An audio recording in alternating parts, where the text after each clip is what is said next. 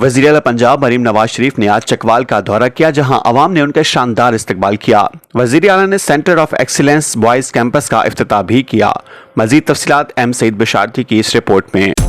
आज तक की वीडियोस देखने के लिए हमारा चैनल सब्सक्राइब कीजिए और बेल आइकन को क्लिक कीजिए ताकि आप हमारी आने वाली वीडियो से बाखबर रह सकें।